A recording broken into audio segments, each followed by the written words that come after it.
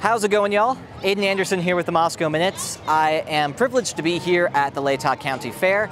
We're going to be walking around, talking to a number of people, particularly visiting some of the political booths and hearing from them about the issues that are going on in our county, and also to see how their time at the fair has been going. So, let's get to it.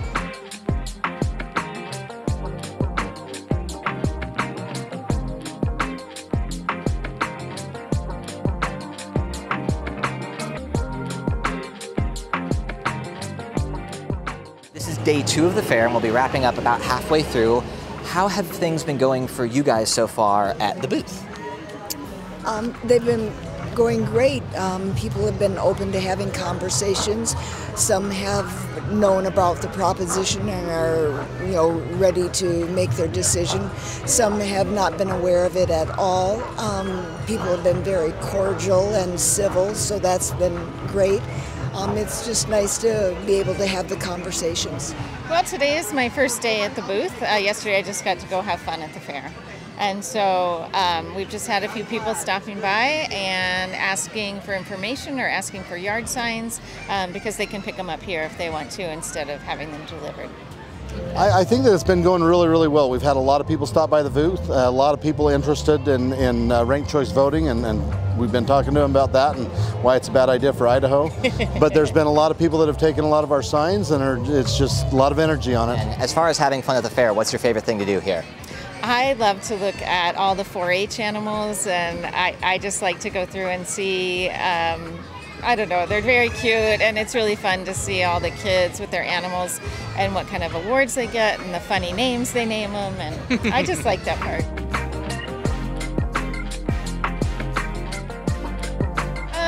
I think we're still working on name recognition and making sure people know who's running, and then there's basic information on each candidate in like one single card, so then people don't have to look up lots of different candidates. It's all in one place. And also just getting the yard signs out to kind of decorate Latah County.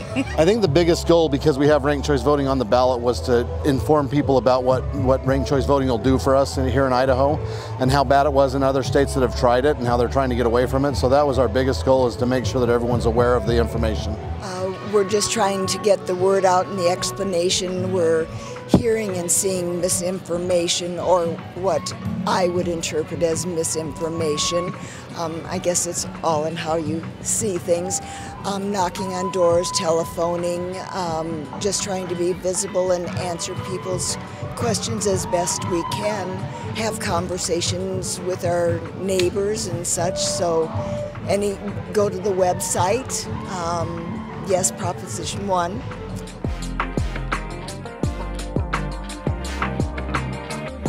When someone comes up to the booth and says, I don't know a thing about this Prop 1, would you mind explaining it to me? What do you usually tell them?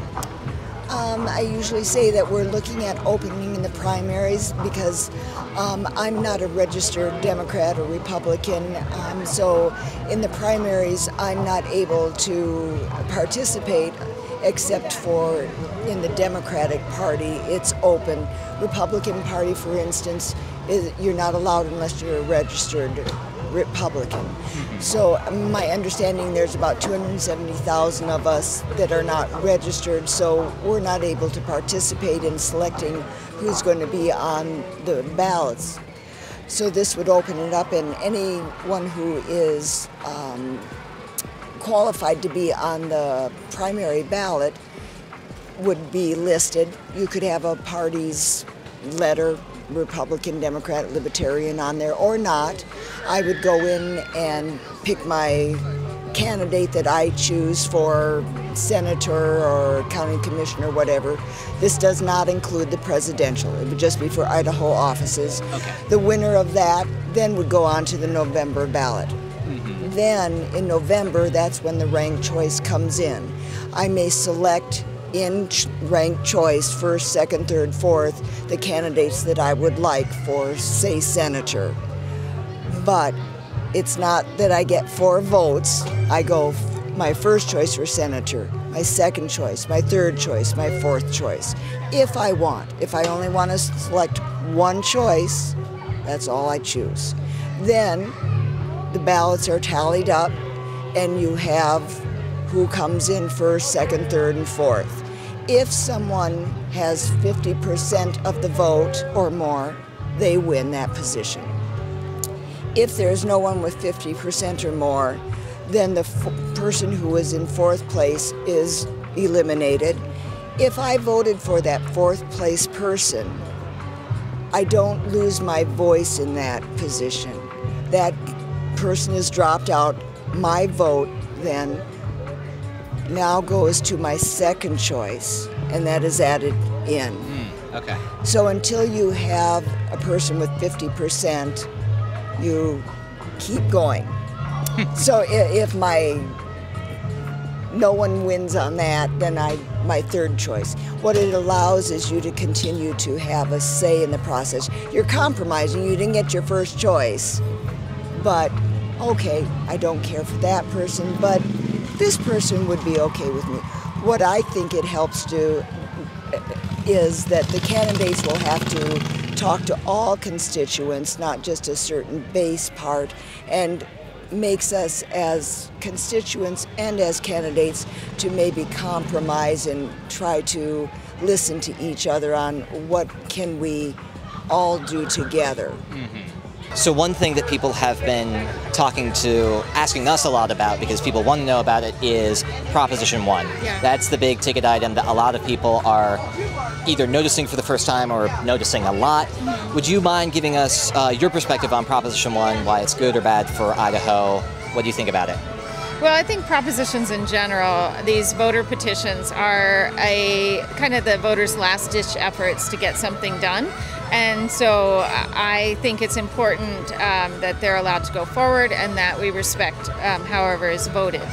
But I think Proposition 1 is going to be an important change if it does go through, because open primaries allow everyone to vote. You know, there's about 250,000 people in Idaho who are disenfranchised because they don't belong to a party.